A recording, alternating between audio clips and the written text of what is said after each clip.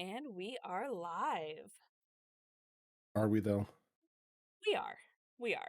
Cameras are back. Yay. Okay. We're Yeah, good. sorry about that. I turned my camera off because I wanted to blow my nose, and I didn't want it to be like I'm in the middle of that, and and we're live because I don't think anybody wants to see me being sick on camera.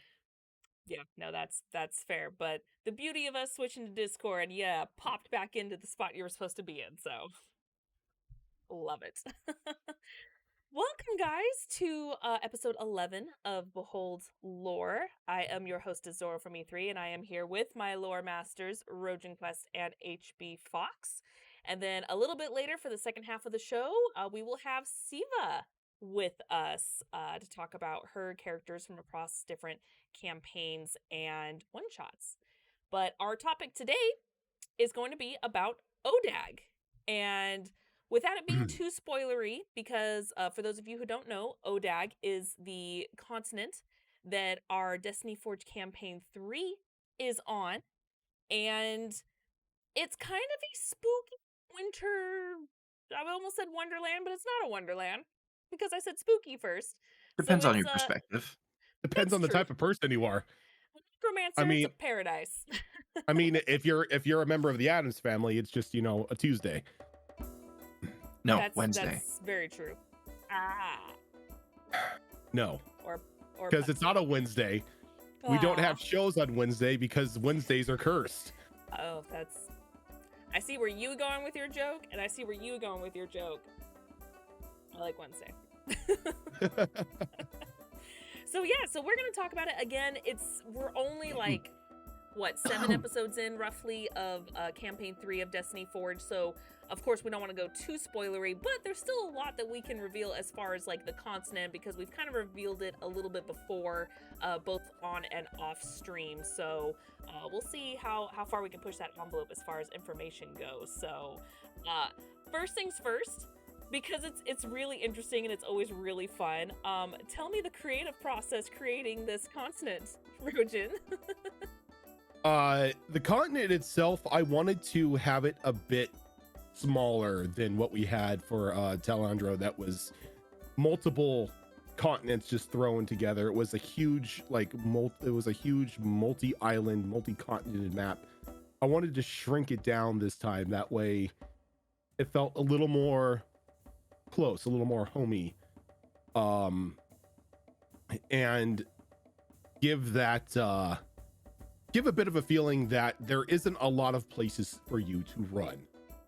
That, like, because if you like, even in the small amount of the small amount of episodes that we've done, everyone has seen the map of Odag.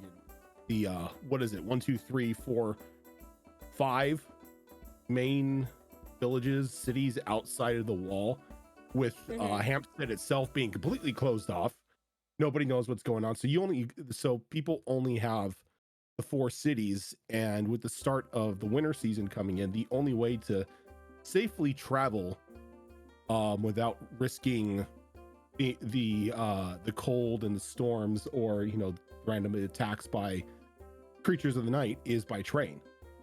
So I wanted to just make it a bit more compact and throw in the harshness of nature in with the dangers of the creatures of the night, because we haven't really done a lot of environmental stuff in regards to how bad it can mess you up.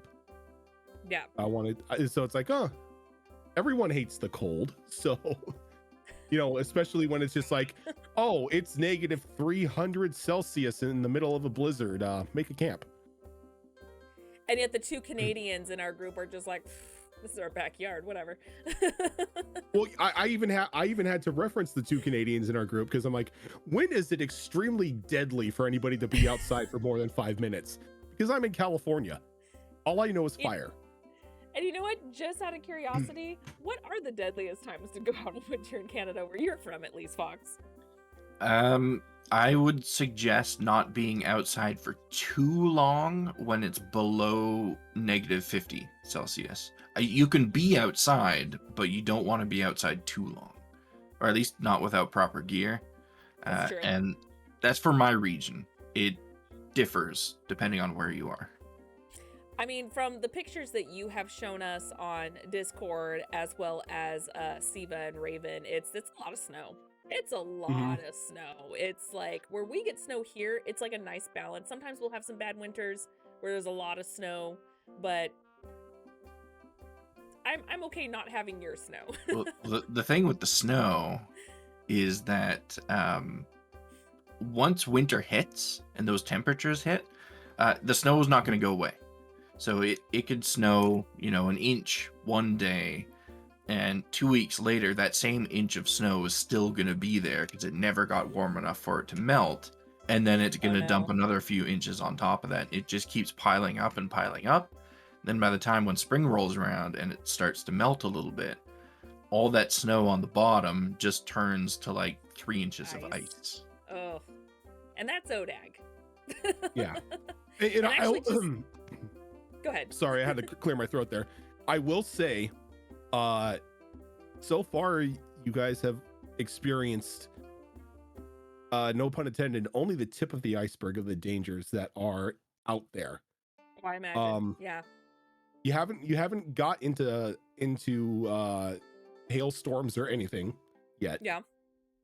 But those are going to be interesting because I'm slowly but surely building up like a weather chart and what like dangers they possess and what negative effects can be given to the group if the group survival checks are failed. So it's going to be interesting. Yeah, there's I'm going back and forth between two spells I want to get as playing a wizard. Of course, the classic, the tiny hut, but there's also one from Deep Magic. I can't remember what it's called. It's the something tent, and it basically is it's basically a fusion of the tiny hut mixed with the mansion spell, where you go inside the tent. And it's just this massive, the temperature's regulated. You can have whatever you want in there. You can have a hot tub in there if you wanted to. It's like whatever you wanted. The only difference is that it's not protected on the outside. So you still have to have, if I remember correctly, you can still have people in, but people could just like knock over the tent and be like, oh, fuck. But it does protect you from the weather still. So it's like, they're pretty much luxury in beds. We can have actual beds. Yeah, it's pretty much the tents from Harry Potter. I was just gonna say the same thing. Yes, exactly. Yeah, but we can nice have a and cozy. fireplace. Yeah, we could have our own beds when I cast it at a higher level, which I won't be able to at the time. But we'd at least have some beds instead of a hole. But actually, I wanted to bring this up because I didn't think about it ahead of time. So I'm gonna cover all your lovely faces here real quick. It's a very big map. So there was one thing I also wanted to bring up. There is a sister island to Odag that's not currently on the map yet because you haven't met it. Oh, okay. Or you haven't been to it yet. So okay. It's off to the right of the map. There's another large piece of land that is separated just by like probably about like 3.5-4 miles of ocean. Okay, and as you guys can see now, visually anyway, I did bring up the map to kind of show you a little bit of what it is. I won't have it up too long because I don't want to hide your pretty faces for too long, but as you can see, it is a much smaller map. There are a few islands off both sides a little bit. We did establish that it is so small that I think you said we can travel it on foot from east to west. I think you said in like 2 weeks or something like that. Like with no problem. Yeah. Excuse me. Yeah, it's something like that because it takes a full 24 hours. Well, no, it takes 2 days. It's 2 days travel to go from the Sun's Crest Point to Snowmelt and then back. Okay. Yeah, because it looks intimidating because there's a lot of like, here's a handful of cities and then a lot of nothing. And I think it's that nothing that scares me because it's just like, oh, what is out there? And for those of you who don't know, we actually got a taste of what this world kind of is, even before we started this campaign in our most recent Halloween game with Candy. Those of you, we also talked about Candy on the show, so refer to that for more details. But Candy has basically escaped to this country, and we got a taste of one of the towns and what we encountered as far as the creepy crawlies, some of the crazy dark horror parts of role playing, and it did make it for both clever gameplay as far as what we need to do to be careful, but at the same time what we need to do with what resources we have against the really dark creepy shit. So Mhm. and we've only just touched on our classic hag. Gotta always have to have a hag, but I mean there's so much more to come, because we know that there's a bunch of creepy in here from what you've teased. So Yep. I ah, I will tease. There is one main coven in Odag that is pretty much in control of all like the hag like business. oh, okay, it's just the one sisterhood. Well, there are like little offshoots, but there's like one Right. like main like mafia family that runs the entire operation. Oh, of course. Of course. Yep.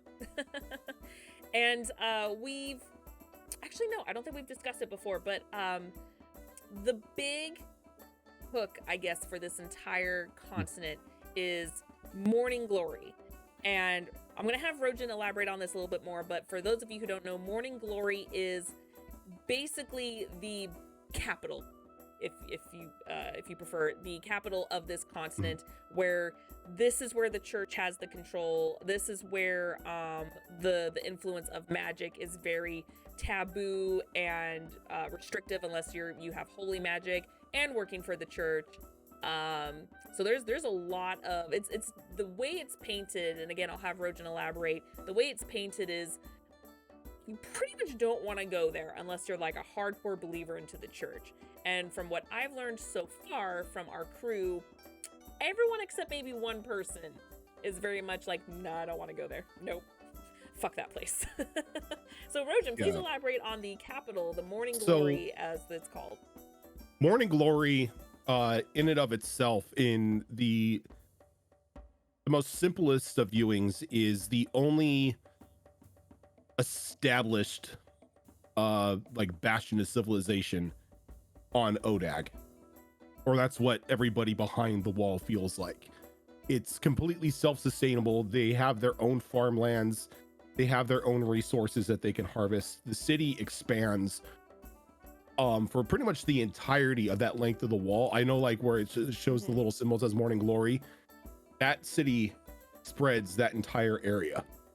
Like there's city, there's farmland, they even have a couple of their own mining operations. They have a functional port.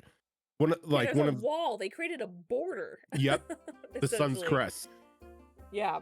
The Sun's Crest in and of itself is a work of both technical and like holy ingenuity, as the wall itself is pretty much a holy weapon. Think of like just a giant celestial electrical fence. Like any creatures any creatures trying to climb the wall or anything are gonna have a very bad time. Oh. Everybody behind the Sun's Crest in Morning Glory are people that have either shown immense dedication to the church, they're followers of the church, they're members of the church, or they are people who have proven themselves to the small faction who is in charge right now, that they are good for Morning Glory. They have skills or they have talent that Morning Glory desperately needs to keep functioning.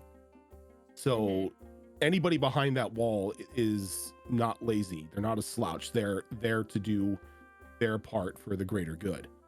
Everyone has a task and a job. Yeah, like if you are not a member of the church and you are on the side or living in Morning Glory, you have an assigned task and you are expected to perform that task. God.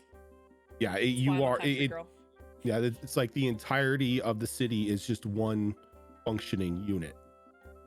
So as like most cities, can't really control everyone under, you know, an iron boot. Things are gonna, you know, go a bit, you know, haywire, and you're gonna have small shadow groups, you know, trying to cause trouble. But I want to see the black market in this place. and there and is to there is a black market. I will tell you that yes, there is an extensive underground yes, in Morning Glory, if you guys ever make it there. The Sure, the at some point prospect we'll have of approaching that place is terrifying. it is, yeah, Yeah, and because there is only one way inside Morning Glory. no, can't dig There's our way only under. one way. There, well, you could most certainly try, but That's fair. there is only one safe way to ensure you get into Morning Glory, and there it's a small, like, double door located like right next to the Sun's Crest station, but it's heavily guarded, Yeah, of and course. every like there's a small battalion of paladins and clerics that guard that entrance day in and day out.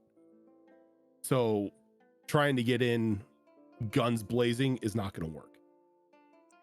Yeah, I imagine it's similar to the security setup for going to like a football stadium where it's like, okay, here's the check in all your magic and devices. We got to check you Yeah, out. Oh, nope, get the fuck out. it's like you show up there, you have to show that you have a technical a permit, because you know permits are the running gag this campaign, but you technically Which we have to have have. a permit. Well, it's another permit. It's a permit that says Damn you are allowed to set foot inside the Sun's Crest. Oh no. Sucks to be me.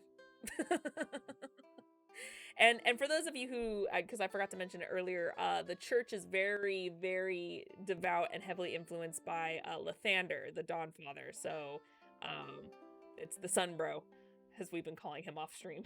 It's just, Yep. it's what I what the mean, church's influence. It's all Lathander. So at least it's a well, good god, but see, but unlike, you know, boss. much like everything else when it comes to organized religions, and there are people who are going to take it to the extreme, and there are Oh, of people who are course. going to twist it, and that's what everybody on the other side of the Sun's Crest is starting to see, is the corruption and the words of Lathander being twisted to Mhm. better suit personal interest more than the interest of the whole.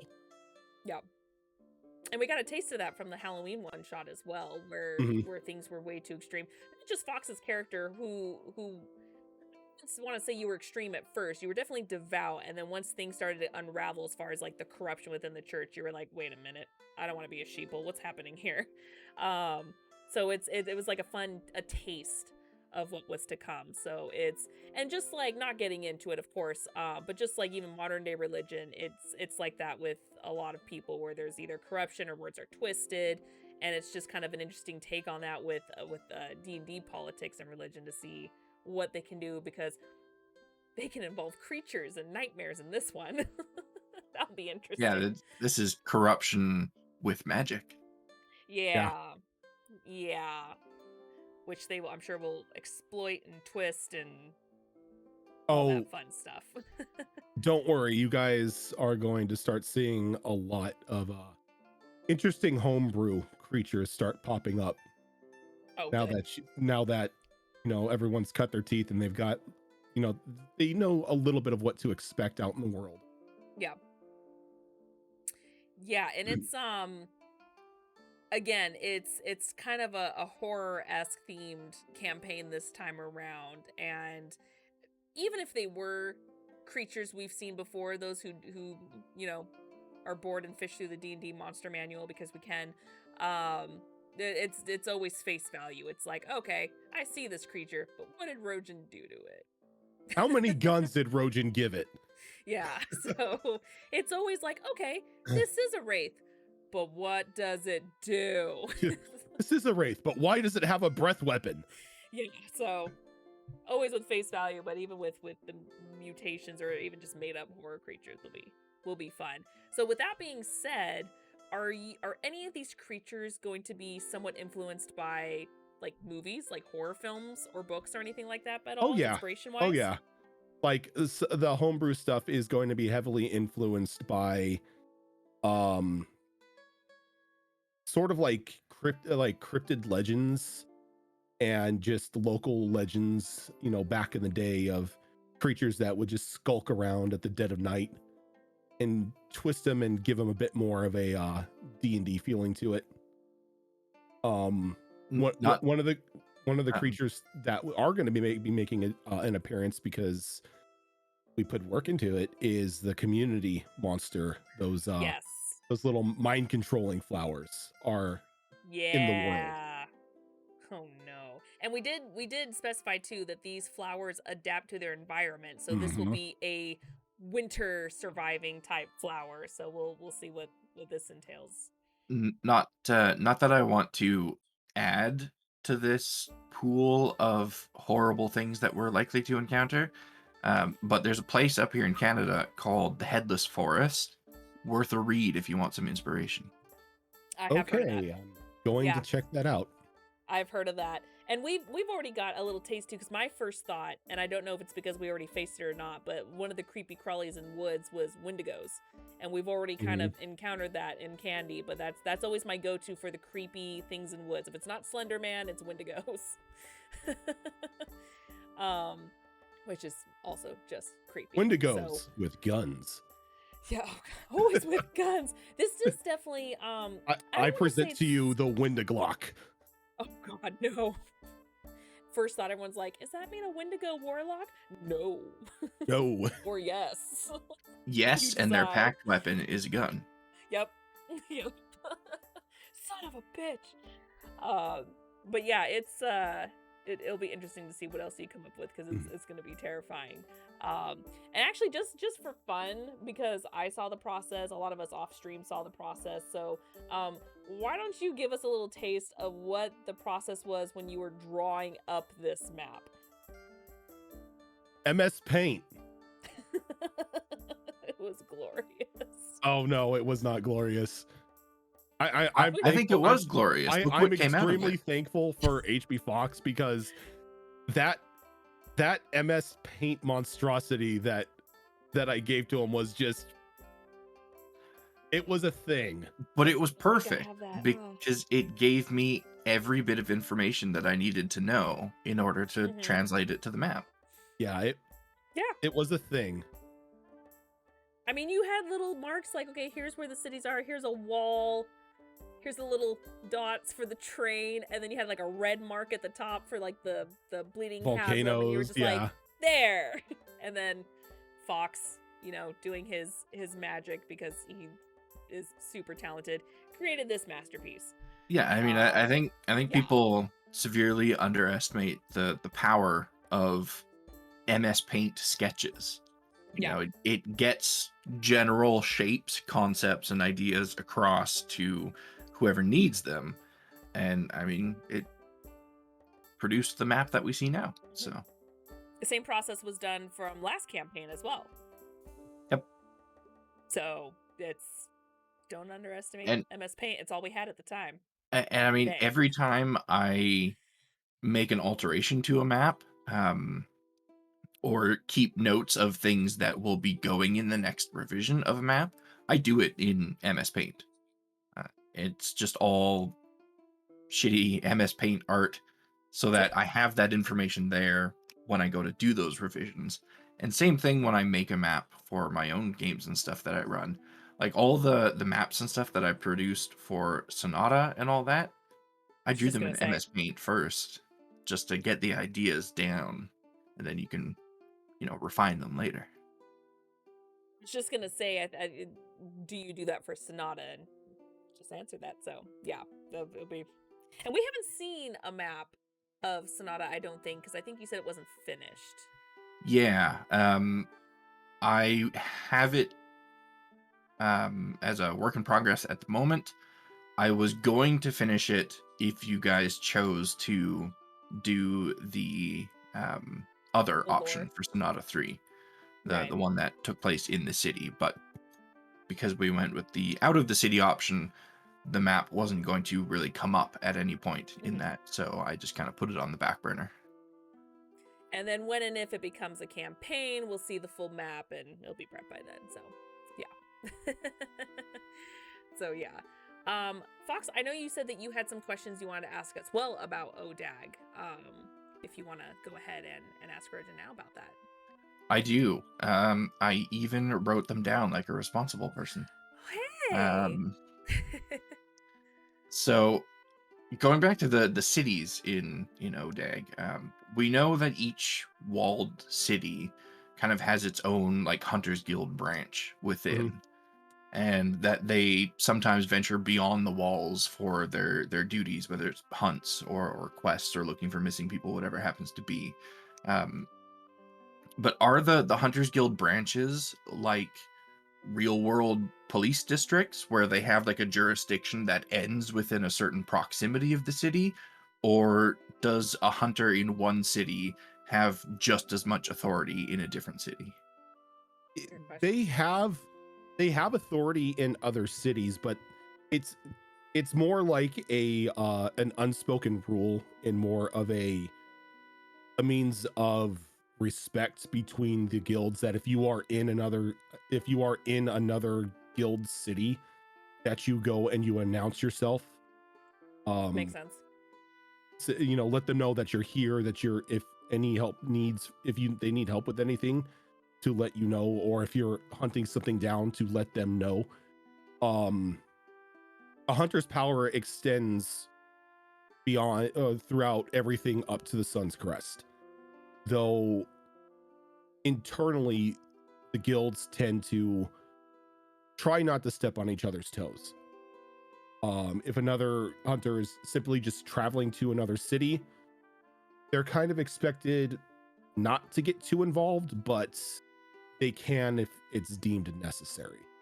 So it kind of sounds like when they're outside of their home city, they're like a hunter in reserve type of thing, where they can go there and be like, hey, I'm here, I'm in this location, let me know if you need me, type of thing. Exactly. Or if like if the hunter is going to another city because they're trying to track somebody down, first place that they go is that local hunter's headquarters to talk to whoever the head hunter is, let them know what they're searching for, and if they want to, ask for assistance in whatever their hunt may be. So follow-up question, because it had to be asked at some point. If a hunter's guild in one city gives you a permit, is it viable in other cities? Yes, once you because you don't, it's technically not a permit. What the group was given with the Mad Dogs is a hunter's crest, which signifies you as official hunters. So Nice. Close enough. you pretty much now have the authority and the influence of a certified hunter, but in specifics, you are now Mad Dogs. So when you show that crest to other hunters guilds, they know that you come from Madtown. They know that you are an official Mad Dog. You're not a whelp, you're not a pup, you are somebody that the guild has actually taken in and have given you enough trust to give you their crest. Good to know. God, if they called us pups, I can imagine half, if not all, the group members are going to have some words to say about that. Den Mother considered you pups when she sent you on the haunted house mission, because she did say That's it was fair. pup work, but That's they didn't have any pups at the moment to send. But then when you kind of went above and beyond and tracked everything down to the forest, dealt with the hag and rescued the kids and everything, like, oh, okay, these people aren't necessarily pups, they're of a different breed, so we'll just bring them on in, which is very rare for a guild like the Mad Dogs, because they train everyone from like the age of 12 to 17 in methods of tracking, combat, everything like that. And then at 17, they make their choice as if they want to go back into just like a basic civilian role, or if they want to continue on with the guild. If they continue on with the guild, then they're, designated as pups until a moment of time where they've proven themselves enough to become full-fledged members of the guild. Yeah, that's actually a good question too, Azrin. Can we be like Pokemon trainers and collect them all like You gym badges? cannot. You cannot. Once you belong to one Hunter's Hall, you belong to that hall. So I you're figured as saying much. we don't first collect all the crests, and then once we have them, we gain passage to Morning Glory and fight the Elite Four? No, because I'm not gonna. That's absolutely hilarious, but no, I would not do that. That would be hilarious, though. Because if that's the case, then I'm gonna have to make a Gary Oak version of a team that keeps like trying to get in your guys' way. Oh God. So not even Team Rocket, just another Pokemon trainer. Our rivals, as it were. That would be funny though, if we all just kind of collect. All of a sudden, it turns from like a horror themed campaign to just Pokemon meets Witcher. But just solely after the badges. Like, fuck everything else. We want the badges. It'd be great. Yeah, Raven. You just need a rival party that just keeps getting in your way. Yeah. And we'll just have them blasting off again every time. But yeah. We do have time for a couple other questions if you had more, Fox. I certainly do. Go for it. I asked a good chunk at the beginning, so the floor is yours. So going back actually to the Halloween stuff that we talked about briefly earlier. In game, the events of our last Halloween one shot took place. I think it was about a month before the start of campaign 3, which means that the issues and subsequent resolution of the events in Gloom's Bend are still fairly recent. Yep. How well known is the event to the general public? And it isn't. Okay. So what happened? Bullshit. No, it wasn't church bullshit. This is actually official Lathander bullshit. Oh, that's true because of how it ended. Yeah, because when Gloom's Bend was technically resurrected, instead of making everybody like, hey, you died a horrible, painful, suffer-inducing death, you had a bad dream, and now you want to do better. And so now everybody in Gloom's Bend is a lot more welcoming, a lot more open to helping their fellow man. They still worship they still follow the church, they still worship Lathander, but it isn't in that extreme zealotry that they originally did. Mm-hmm. So that answers the 2 follow-up questions that I had, but poses a new follow-up question.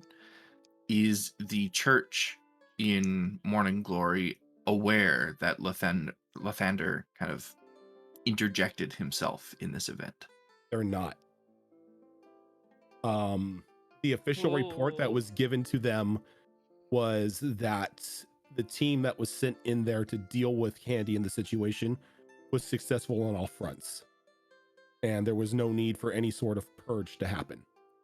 Interesting. Well, we kind of already did that, so not that they knew, but and actually, I forgot to mention that at the beginning. Just to kind of add on to what Fox was saying. So it took place a month after our Halloween one shot, but it is, correct me if I'm wrong, 60 years after the campaign 2 setting. Yep, 60 years after the flow of history reset. So half the group is alive. Well, yeah. Actually, no, more than half, because some of them are like demons now, some of them are druids, some of them may have been cursed. Who knows? Almost all the group is now still alive. I think only one of them is dead. I think the only one that would technically be dead would be Tartar, if anything. Which, who knows if Rose didn't maybe find a way to prolong her life, but fair. Yeah. Otherwise, yes, Tartar would have been the only one that died. Two people, Tartar and, spoiler alert, Zale. And Zale. Well, yeah. Yeah, but Kyo is druid, so long life. Kyo's confused as to why she's not aging. Yep. Yeah. Yeah. Kyo's like, I have many questions. So speaking of questions, I got 2 more Go Okay. if for we it. have time for them. Yes, we do. Okay. I have questions about the rail system. So we've seen rail systems in other campaigns before. Destiny Forge Season 2 had a slightly more kind of, I guess, primitive rail system in the Drummond Mountains, Mhm. and Withered Wastes has a more restricted, I guess, rail system connecting the 3 major cities in the desert. But the rail system in Odag seems to be a little more advanced and much larger, and used just as much for luxury as it is for trade and transport. Is the system that is in Odag, has it been in use for a long time, or is it fairly new? It's fairly new. Okay. The engineers and artificers that created it, were they funded by the church, or was it an independent endeavor? This was 100% funded by Morning Glory. The official lore about it is before Oscar technically started joined up for the group in the Halloween campaign. He was already an artificer, and like, if you remember, one of the things he was talking about is a rail system to build between towns. Yep. And the like. So they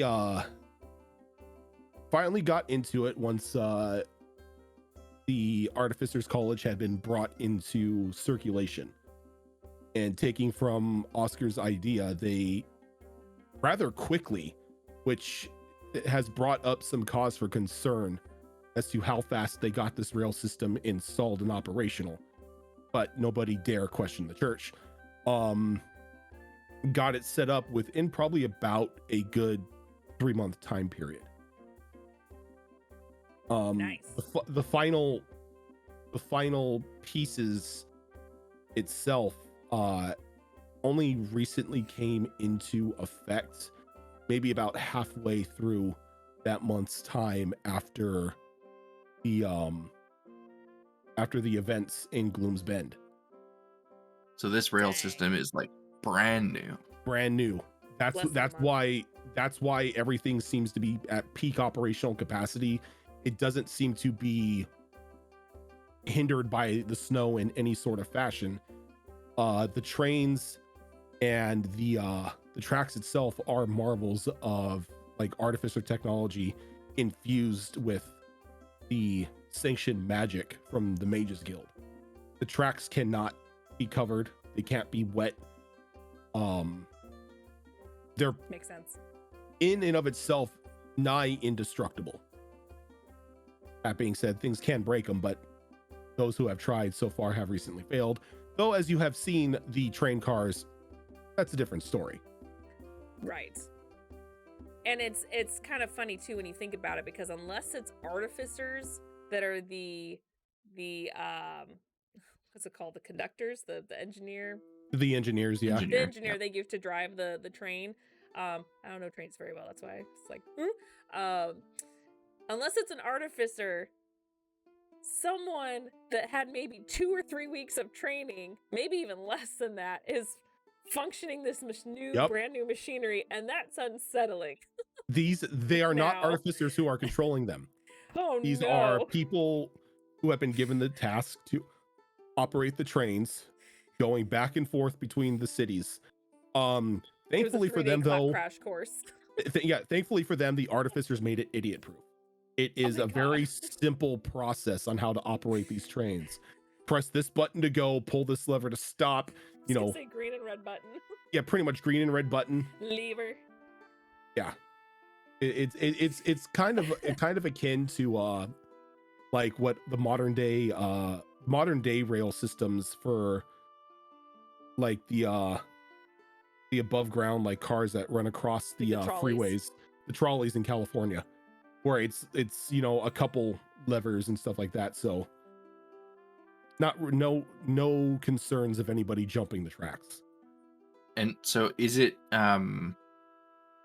a single train that goes back and forth, or is there a couple different There are trains on the track? there are 4 trains in circulation. So every time a train makes a full travel from Sun's Crest to Snowmelt and then Snowmelt back, that train is then taken off, made sure everything is still on the up and up, and the next train will be sent out. Good maintenance. And just out of curiosity, how long is the train ride if you went all the way from like Sun's Crest all the way to Snowmelt? 2 days. Dang. So it's not 2 like days. too bad of a long wait. Yep. It's pretty much like a 24-hour journey from Sun's Crest to Madtown, and then it's another 24-hour journey from Madtown to Snowmelt. Nice. I like it. Sophisticated. We do have time for one more if you want to squeeze one in. I've got a quick one, I think. First Lights Tower. I gotta know, what is it? Or at least, what does the public think it is? Everyone south knows of it's the Morning Mages. Everyone knows it's the Mages College.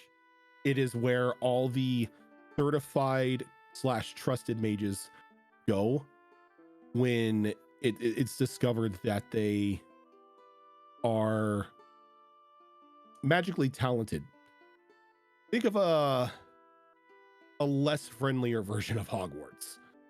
Like if a kid is given, it's pretty much the I was Chantry. just gonna say, I When- immediately thought of the when- circle from Dragon Age.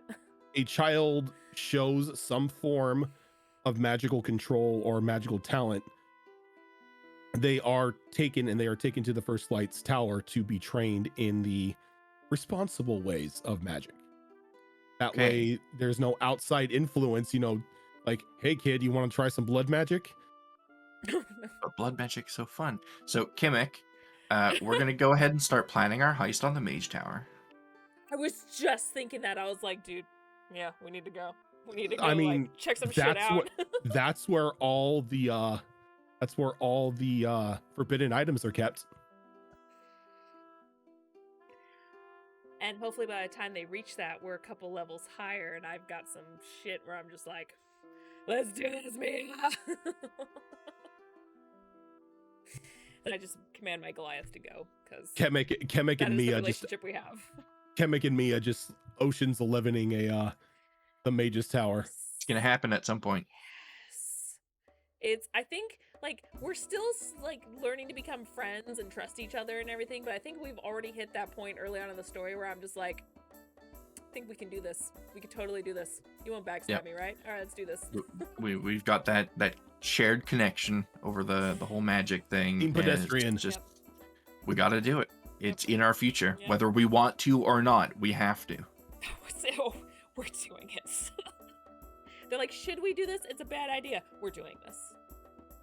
There is one other location that isn't on the map yet because very few people know of it. And that is up in the northern part of the map near the Bleeding Chasm. There is a Morning Glory run prison where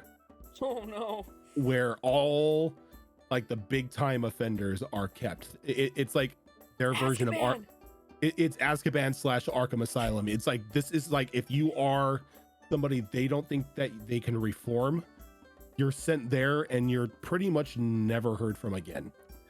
Yeah, I'm dumb. I just tried to ping the area on the map, but this isn't Roll20.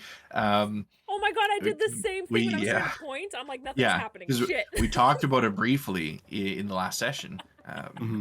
So we learned of its location, but obviously we haven't actually been there to see it yet. Right. Yeah, and it is not a fun place. So it's like, if you go there, you're either a huge enemy of the church or you've committed some major atrocity that they don't want you around anymore. So Kimmick, no, wizards would be like, oh, we're going to send you to the Mage Tower for, like, re-education and whatnot, and how to do the correct application of magic. This is more, I just built a weapon of mass destruction and tried to wipe out half of the market district in Morning Glory. Yeah. While Kimmick and I are planning our heist on the Mage Tower. The rest of the group needs to be planning a jailbreak for us when we inevitably get caught and go to Azkaban. Hopefully by then I'll know teleport. Who knows? If I'm out. Yeah, I do actually have one little question I want to squeeze in real quick. So it'll be quick. Before we could take our first break. So I'm gonna bring up the map real quick. I know it was mentioned before, but direction-wise, where are the Vampire Isles? Because we are much, much, much closer to them now than when we talked about them in campaign 2. That's the island to the right. That's I where can't ping it. Over there. That's where the vampire armada is stationed. That's where the vampire kingdom is. And that all that separates them and Odag is 4 miles of ocean. When I go there just from player curiosity from campaign 2, I was like, my people. I will say, That'd be exciting. there's one way to get a free ride there. And that's to be excommunicated from Odag. So, I don't know if I want to go that far yet. We'll see how the heist goes. But yeah, the vampire kingdom, the vampire kingdom is that island separated by 4 miles of ocean off the right side, off the right coast of Odag. Shit, 4 miles of ocean, so you could see it off the coast, technically. It's completely different than Odag. Well, Odag is like this, like winter wasteland and everything. This island, for some reason, is lush and vibrant. Beautiful. Have you seen Ash's mansion? We take care of shit. We want nothing but the best in life. Because we only get one for thousands of years. So that'll be fun to like check out if we get there. But and who knows, maybe some characters from the past campaign will show up.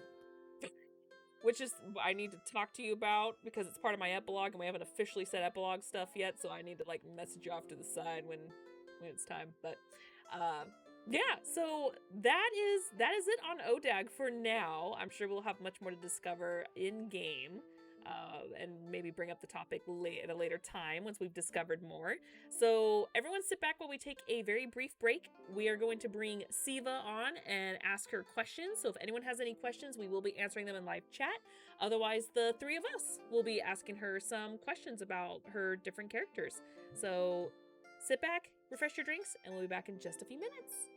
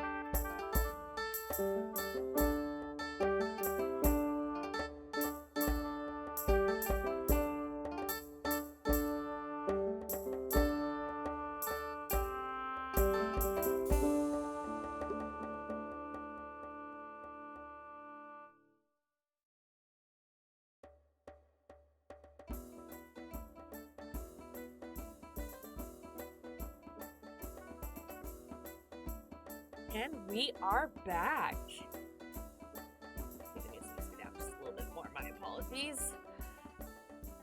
Welcome back, everyone. We have Seeva with us tonight. For those of you who don't know, Seeva is in our Wayward Wanderers Pathfinder 2 campaign on Saturdays, and she is also the lovely designer of our beautiful raccoon dice bags. Very talented seamstress and artist, so love our bags. Welcome, Seeva. How are you? I'm really well, thank you. And actually, I'm also, although it's one-shots, I'm part of the Chimera Collective group too. That is true. So, Yes, it's a continued one shot like Sonata, but more frequent. Yeah. That wasn't a Although jab I- at you, I Fox, can't I'm sorry. throw that in Like, there, didn't you? I didn't mean that as a jab. I apologize. Kind of came off that way. That's all right. So, welcome, Seeva. So, of course, as mentioned before, if anyone has any questions, we'll definitely answer them in chat. Otherwise, the three of us will just be talking to you. So, I do see one in chat already from Weirds saying, would you care to elaborate your method on character creation? You mentioned gemstones for a few, but are there more themes that you like to use? Okay, well, I think I've been thinking about this a lot because people say, well, I've got 200 characters lined up in the background that I can draw from, and I tend not to do that. I mean, there are certainly ideas that I entertain, but I really enjoy trying to make a character that will fit in the campaign. When we did the first Pathfinder, I had a little cleric called Edie Earthmantle. And when we moved to the Wayward Wanderers, Azarin said, well, you can move those characters along if you wanted, which was what Weirds chose to do. And there were some little perks to doing that. And no matter how hard I tried, I could not get Edie Earthmantle into a pair of tights. And it just Oh no. it just wasn't going to work. I could not.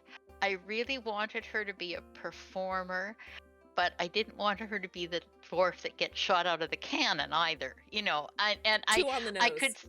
I could see too many, sort of comic relief moments and things where it just wasn't going to necessarily go the way I wanted. And yeah, she could have been one of the people behind the scenes and been one of the people that set up the tents and things, but I thought no. So I created a character choosing the race and characteristics that I felt would make her believable as someone who was a juggler, and then coming up with enough of a backstory of how someone could be part of the circus but would have a cloistered character background. So then I started researching the gods and which god would fit, for like if you're in a circus, what gods would work. And I chose Desna because she is very tied to nature, and I could see where Gwenna would be able to go out into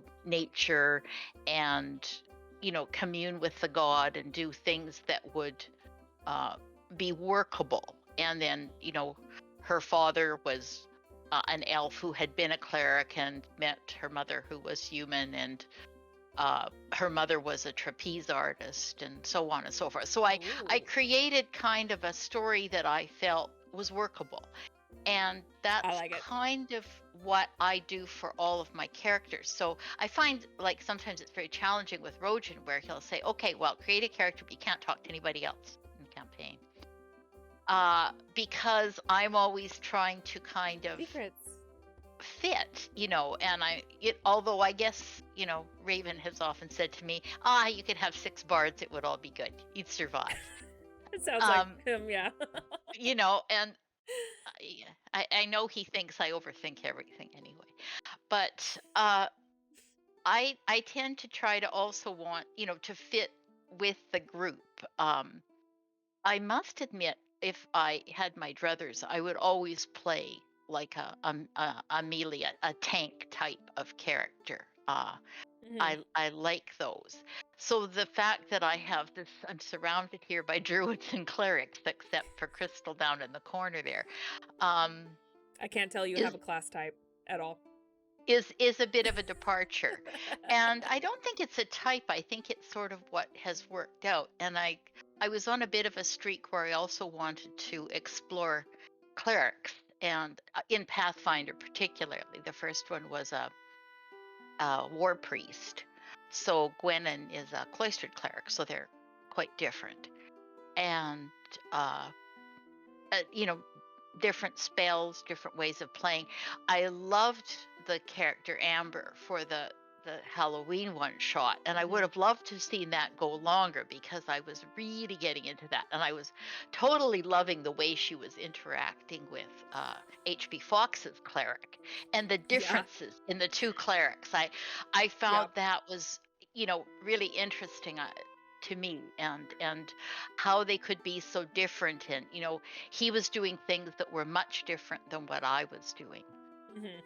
But I think the fact that I like playing tanky characters is why I'm drawn to, if I'm doing a cleric, like a forge cleric or a war cleric, or a war Sure, you're still what do they call tanky it? in a Yeah, sense. kind of, sort of, like that independence of not being squishy, I guess. Yeah. So Dee Dee, who is my cleric for the play by post, is different again because she certainly is very squishy. So she's very, very tiny. And again, I tried to say, okay, well, what would work? What would fit with where we, the story, where we are? How can, if I want to play a druid, what race might she be? And, sort of, so I like to try different things. The gemstone theme had sort of happened with Amber and Crystal, Mhm. uh, but it's not. I wouldn't say it's sort of where the character comes from, but it helps sometimes with naming and choosing Sometimes a good starting point. names. Um, Dee Dee is actually got, being gnome, she's got about 8 names, and Dee Of Dee is course. actually short for Chickadee. Um, I love that. because she's just little. Um, and Night Owl, which is what I am personally in real life, so I had to stick that in there somewhere. Um, so as I say, it's turned out that I sort of have a lot of clerics and healer types, or that Yeah. spellcasters, but it's I wouldn't say it's necessarily the way I go, but I do really enjoy trying to make a character that is believable. And to Right. me, it has to, to really stretch something to kind of make it fit. Oh, I want to play this, and I'm gonna, stretch it 19 ways to Sunday because I want to play this character, Right. regardless of whether it's necessarily a good fit for the campaign. It doesn't work for me. It makes it harder for me to get into it. Yeah. And A lot of thought the process ones where behind I it. feel they're good fits are easier. But I find Gwenin very difficult to play Why is that? because for all the world she just would like to take a Nerf bat and smack uh, Shastra. I think. Because she kicks down doors all the time and she just Well, runs in. I'm standing there going, I could do this with lots, and Shastra's banging down the doors. But because Gwenin is supposed to be kind of based on a flower child, happy, joy, very Yeah. chill, she would never do that. And a little bit naive, and still, we haven't had time to role play anything between Gwen and Jathal yet. But Yeah. there's some very interesting questions that Gwenon has for him if we ever get time. It's just, she's just like, I'm very zen, I can do this. And then you have teammates that are just like, YOLO! You're just like, oh. So, Livel, if you heard that, you need to have a talking to with her so you can stop stressing your half-elf out. I mean, I'm in agreement with Libel. You know, who needs to pick locks when you got a big old boot that'll do the same thing? Well, totally. You know, and I think that's the thing. And you know, it all works. And Livel is certainly playing her character and you know taking it a certain direction, and we all are. Yep. But I find it's quite a challenge to, you know, not to kind of Stay zen. I mean, it works up until the point where they go to kick down a door and a big mouth opens up on the door and suddenly their leg is being eaten. Yeah, I'm waiting for that moment. Well, Hazard, yeah, but then that's part of it too, isn't it? You know, but it's very hard for me as a person to be as chill as Gwenon is. Yeah. That's how I feel right now with Chemic. I'm just like, it's a different concept compared to most characters I play, so it's fun and challenging because Chemic's morals are entirely different from my morals. So it's like, right, I'm supposed to not give a shit. Oh, it's hard. It's hard to not care.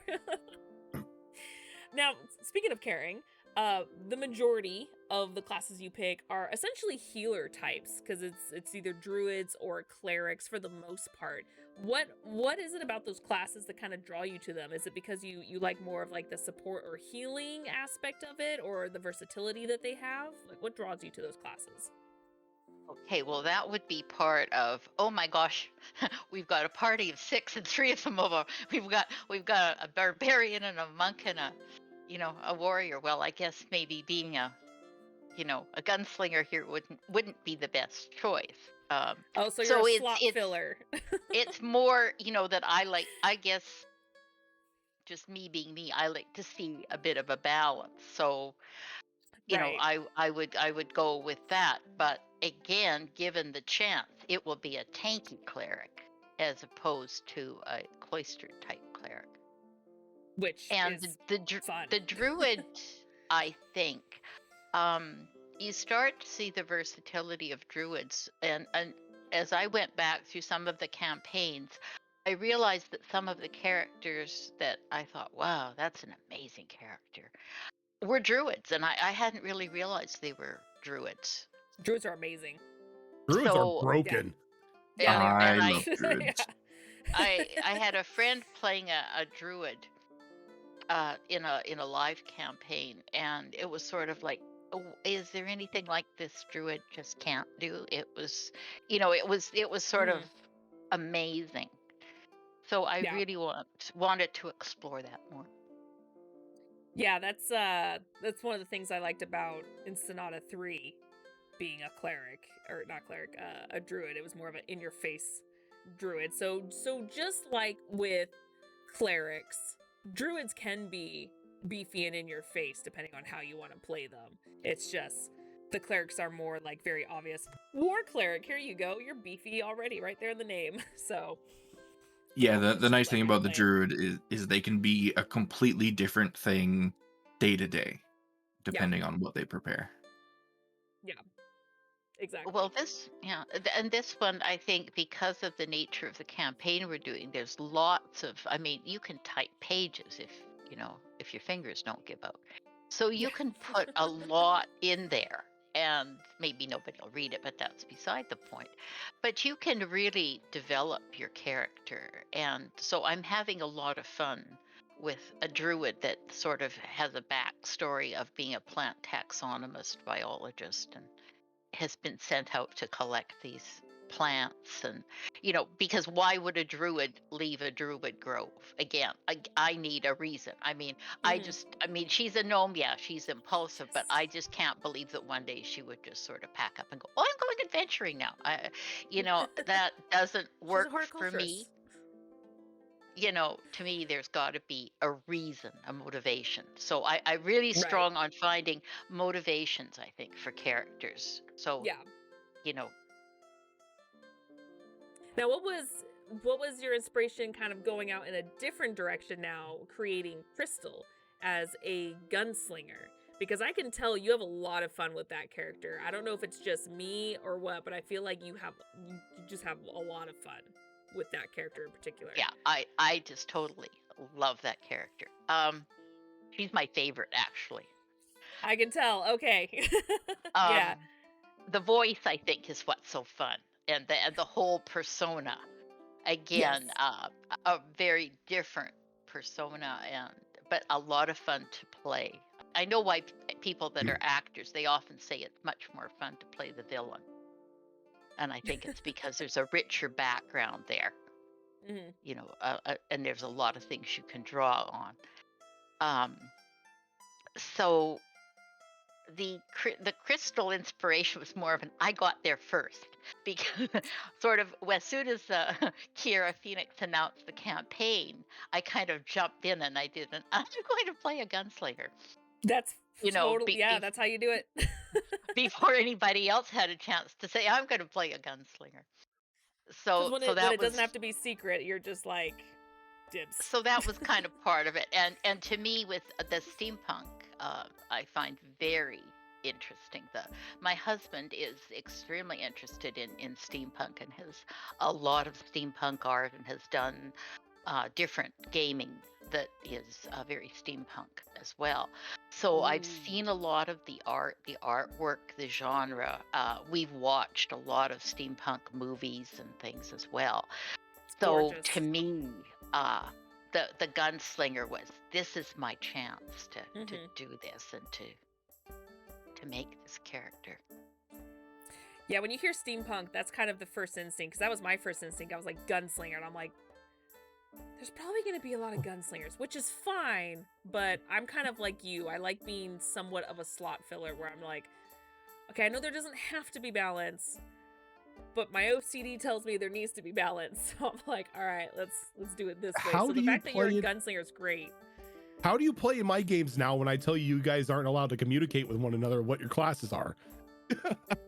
Partially Drives it's me because nuts, I think part of it is because people already spew ideas, even though it's not official until they come to me. Granted, I have a character design already by the time they come to me for artwork, but I think it's just ideas spew out saying like, you know what? I'm tired of this. I want to do a spellcaster this time around, or I want to be a fighter this time around. So people spew ideas, and that kind of helps me with ideas going like, all right, I did not hear anyone say healer, or I did not hear anyone say that they were going to be ranged. All right. So I do have kind a of question how to do it. too. Go for it. What has Amber been up to after this after the events of the whole candy situation? What has Amber been up to this last month? Okay, so after we never really, like, it was sort of an interesting campaign beginning, in that we were dropped. Here we were kind of shackled in the back of a van, and bam, we're dropped. Well, that kind of was oh really. So that was different. And then the fact that there was this guy who seemed to be paid help for the Sunbros, working with this pompous ass priest who Not by choice. Not by choice.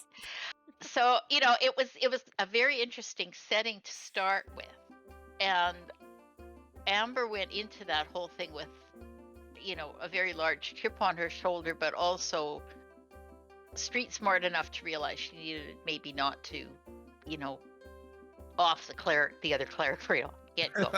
So It's been thought about. I mean, we talked about it on breaks, We did a lot. We were like, should we? Should we? Guys, I'm just saying, what if we just, hit him in the knee once with an axe? I mean, that's all we got to do. Well, I think it was Gilly's character kept throwing dirt at the back of his gown. Yeah. A little touches like that. But okay, so after the whole thing was said and done, I mean, she's got obviously a lot to reflect on. If it's only been a month or two, my guess would be, I think she had come into town for supplies no, she came into town because she found the deer in the forest, which nobody knows about because of the backstory, because that never came out. But anyway, It's always hard in one shots.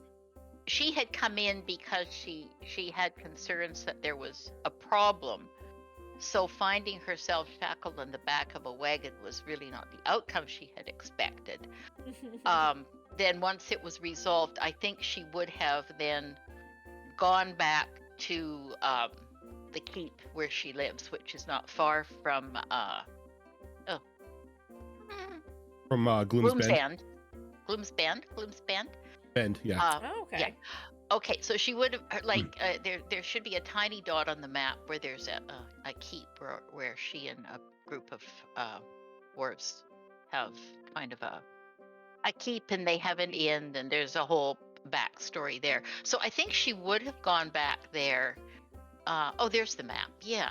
Yeah, I was like, now I'm curious. So bringing up the map on this page. So you said Gloom's Bend, which is right smack in the center of the map. Where would she be from? Where exactly is her keep? Good question. I wrote it all down, and so Rhojin would have that. It wasn't far away, and we worked out where it could be. That wouldn't, Like wouldn't interfere with the map, and I'm not sure which direction it is. And I mean, it's not a dot on the map yet. It could maybe sort of move if it had to. But it would be get on it. it would be a small keep. But I think she would go back there, make sure everything was okay. If it's only been a month, and I think it was the fall, if I recollect, because she was out with a hunting party, so they were putting up things for the winter. So this having turned into somewhat of a campaign, but not quite, she probably would be, hanging out, recuperating, helping with winter provisioning, getting everything set up. So going back to normal life. Somewhat, but basically they're an interesting group in that they essentially are mercenaries. They're hired help, really. She did train as a cleric, but she is a battle type cleric, so she would just be at the keep, hanging out. If something happened and she was called up for something, or there was something on offer that was paying well, and she felt she could get behind it, she would be off doing that. Now, was she a forge cleric, or was she a war cleric? No, she was a war domain cleric.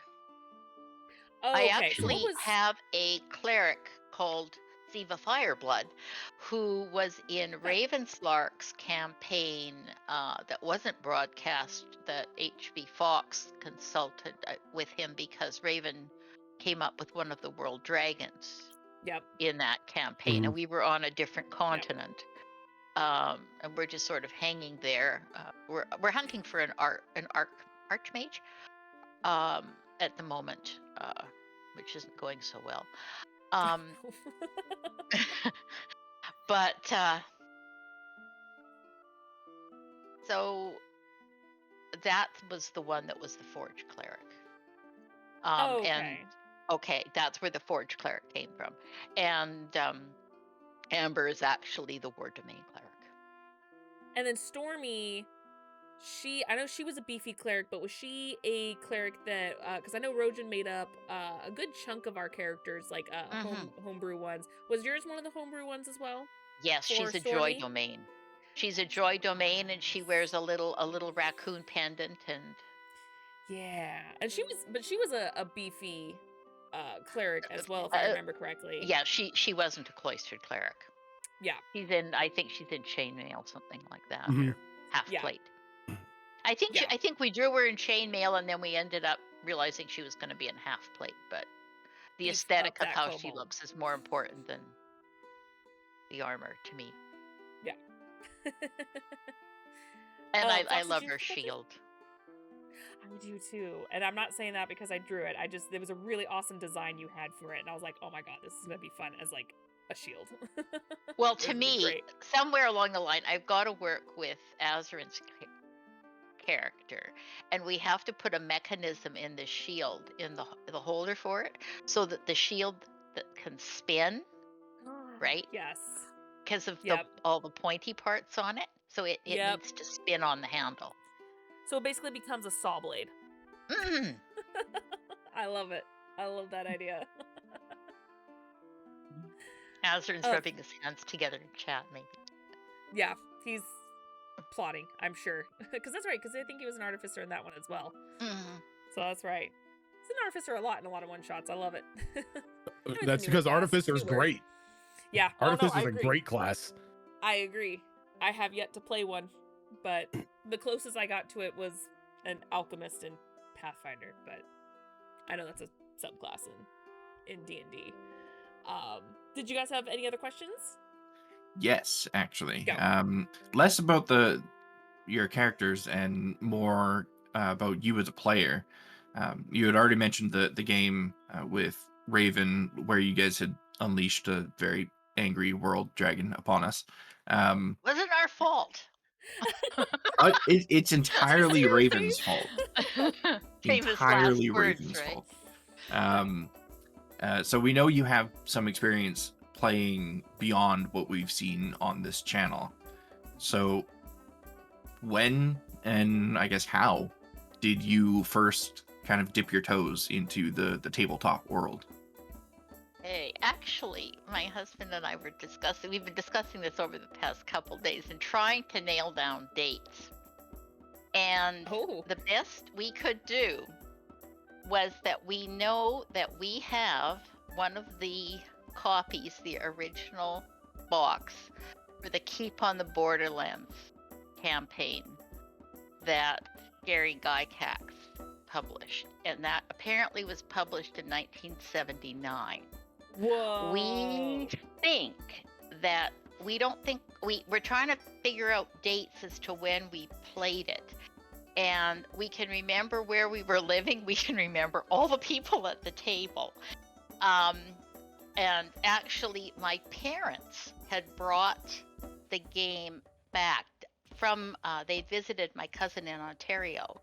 And they had come back and said, hey, there's this neat game, we got to try, and we're thinking, oh, like Clue or Monopoly or something, right? And that's when it started. So it would have started, pretty much right at the onset of when the first books were published.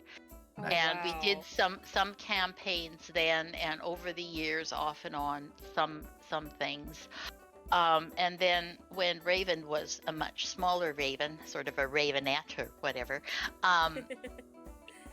he was very interested in playing video games. That was all the thing at the time.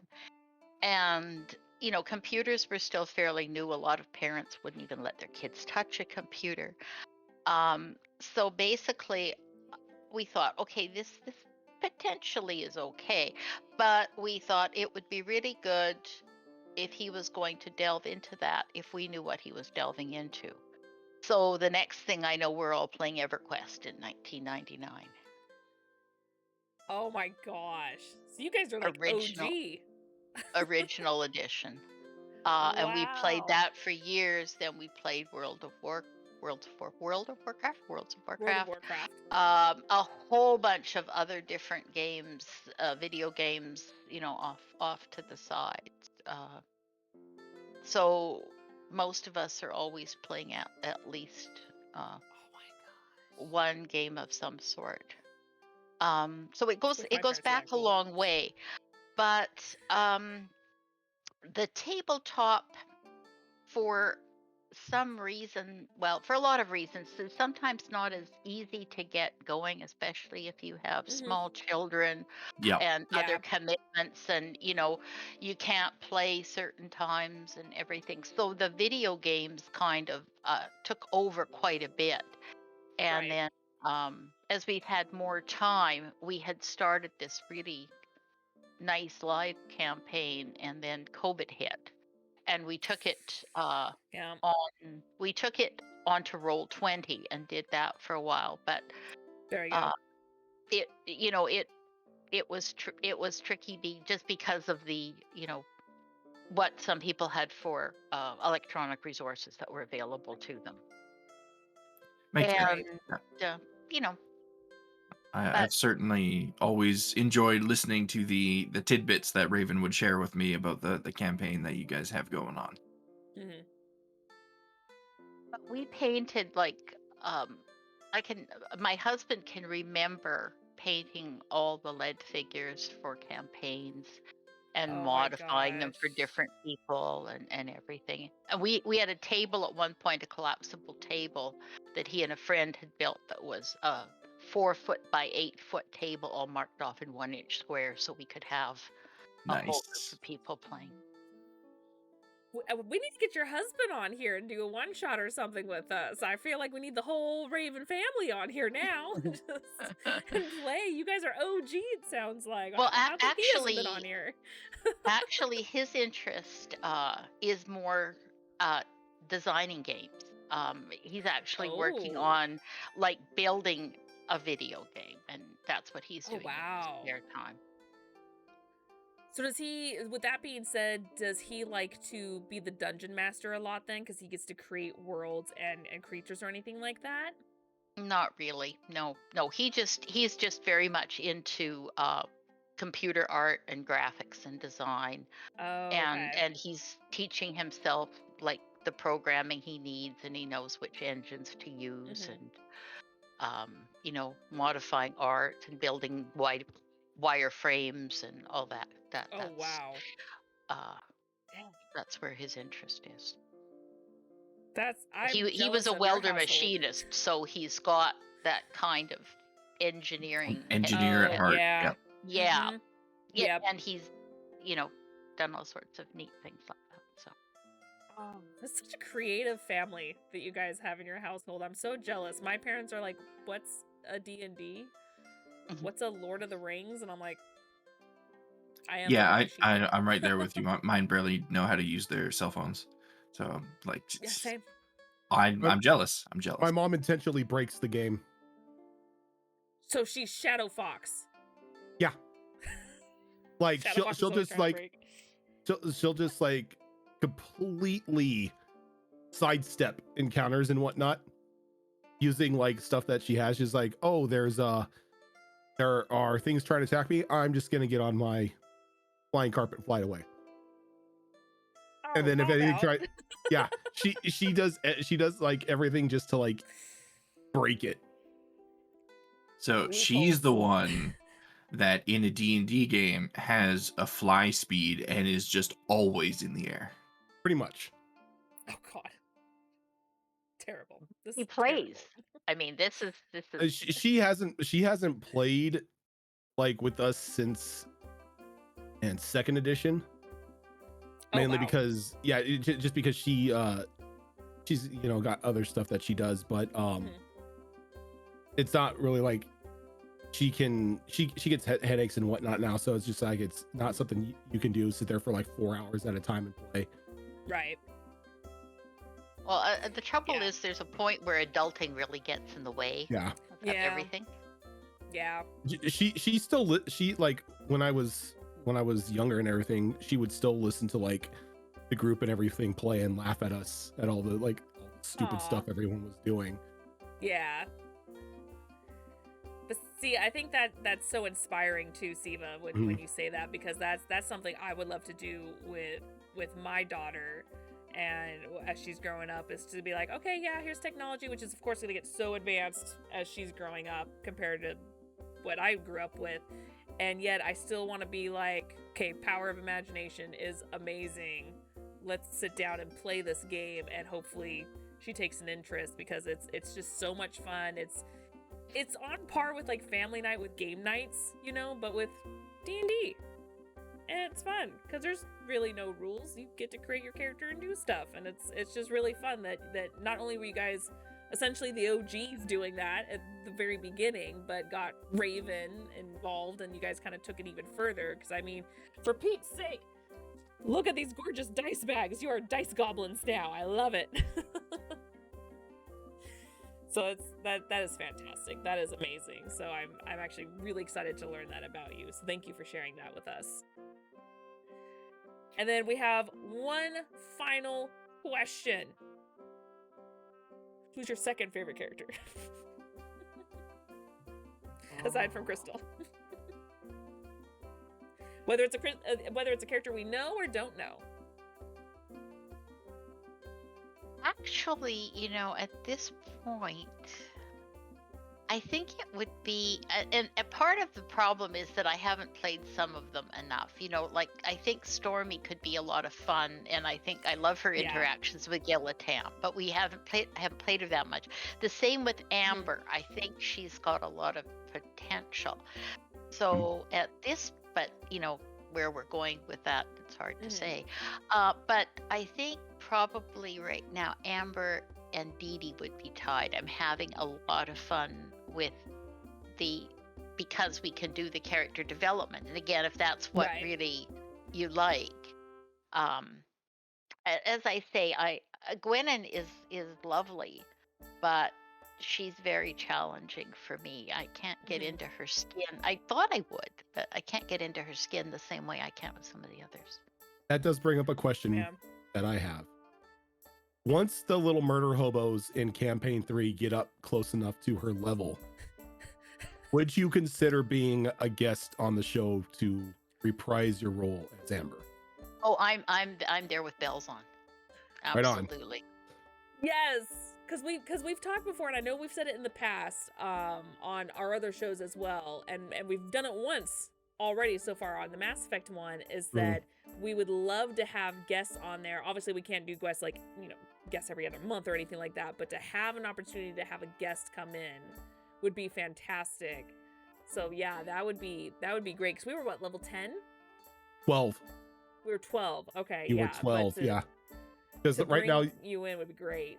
right now you're all level 4, so like you level up you don't necessarily have to hit 12 to do it. True. Because I have no problem bringing in Amber to show all the the little pipsqueaks how it's done.